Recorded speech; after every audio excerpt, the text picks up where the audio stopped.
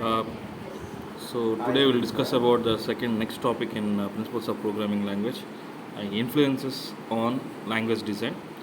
So in computer architecture, languages are developed around the prevalent computer architecture known as von Neumann architecture. So in von Neumann architecture, so it's a well-known architecture. So we use imperative languages at least in part because we use von Neumann machines. So here in this diagram, so data and programs stored in same memory. Memory is separated from CPU. Instructions and data are piped from memory to CPU. Results of operations in CPU must be moved back to memory. So basis for imperative languages are variable model memory cells, assignment statement model piping, and iteration is efficient here. And in programming methodologies, so new softwares development methodologies like example object oriented software development, so which led to new programming paradigms and by extensions new programming languages.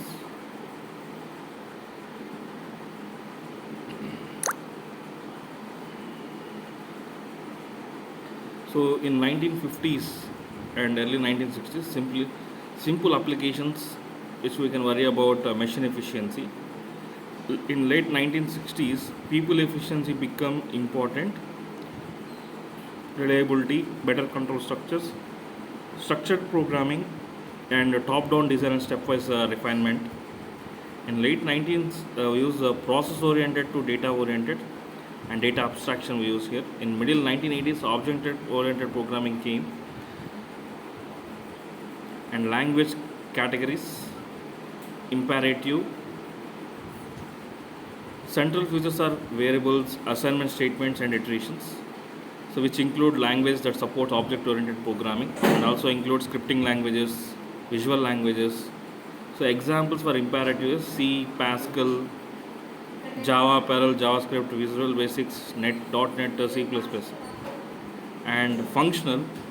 So main means of making computations is by applying functions to give parameters. Examples are Lisp, scheme, and here logic means which is a rule based. Rules are specified in no particular order, and we use the Prolog as an example for logic. And in object oriented,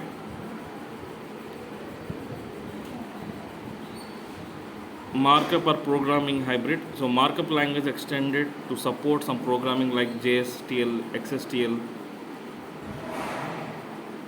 Language design trade-offs. So reliability versus cost of execution. So here the example is Java demands all references to array elements.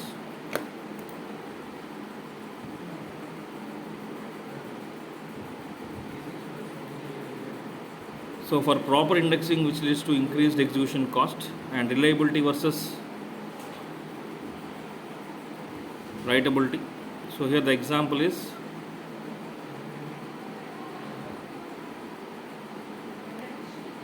readability versus writability. So another conflicting criteria it is. So example APL provides many powerful operations allowing complex computations to be written in a compact program but at the cost of poor readability. And writability versus reliability. So it is also another conflicting category. So where C++ pointers are powerful and very flexible but not reliably used. So there are different types of implementation methods for programming language. So we have three different types of implementation methods. One is compilation, pure interpretation, hybrid implementation systems. So in compilation, programs are translated into machine language. In pure interpretation, programs are interpreted by another program known as an interpreter. And hybrid implementation systems a compromise between compilers and pure interpreters.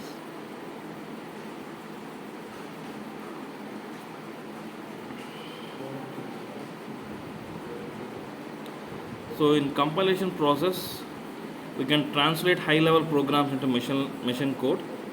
So there is a slow translation, but fast execution will be happening in compilation process. So which translates whole source code into object code at a time and generates errors at the end. If no errors, generates object code. The object code after linking with libraries generate executable code. So user input will be given with execution. Example is C++ is a compiler. And in pure interpretation, translation of source code line by line, so that generates errors line by line. If no errors in a code, generates object code, while interpretation it sells user input will be given. So here we have immediate feedback about errors, slower execution, which often requires more space for pure interpretation process.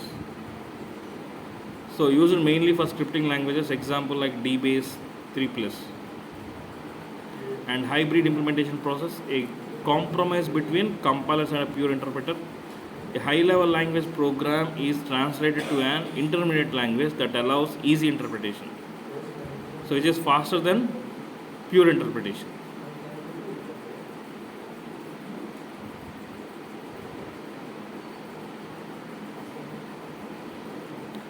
So layered view of computer.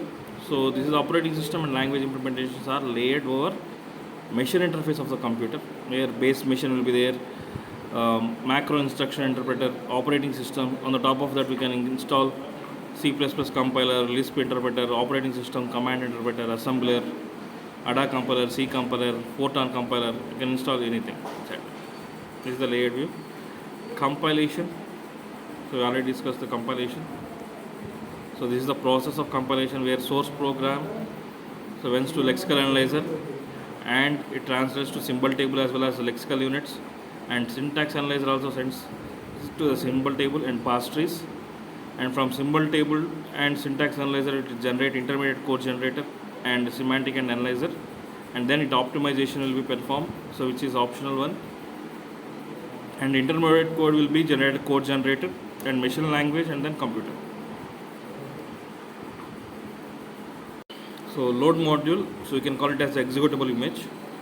So the user and system code together, and linking and loading, the process of collecting system program units and linking them to a user program. So von Neumann bottleneck. So connection speed between a computer memory and its processor determines the speed of computer. So program instructions often can be executed much faster than the speed of the connection. So the connection speed thus results in a bottleneck, so which is known as von Neumann bottleneck. It is the primary limiting factor in the speed of computers. So in pure interpretation, so easier implementation of programs, there is no need of translation, and slower execution, so it takes 10 to 100 times slower than the compiled programs, often requires more space. So now rare for traditional high-level languages. So just if you can come back with some web scripting language like JavaScript and PHP, so where pure interpretation process is like this. Source program will be sent to the interpreter. So by giving them some input, it will generate the result. So in hybrid implementation,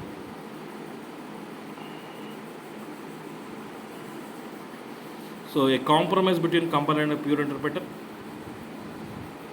So where parallel programs are partially compiled to detect errors before interpretation. So this is the process where source program sent to the lexical analyzer and it will generate a lexical units, and syntax analyzer and it generates a parse trees to the intermediate code generator, and that intermediate code will be sent to the interpreter. So after giving the input, it will generate the result. And just-in-time implementation system. So initially translate programs to an intermediate language and then compile intermediate language into machine code. Machine code version is kept for subsequent calls. Here JIT system are widely used for Java programs. .NET language are implemented with a JIT system. Preprocessors. So preprocessor macros are commonly used to specify that code from another file is to be included.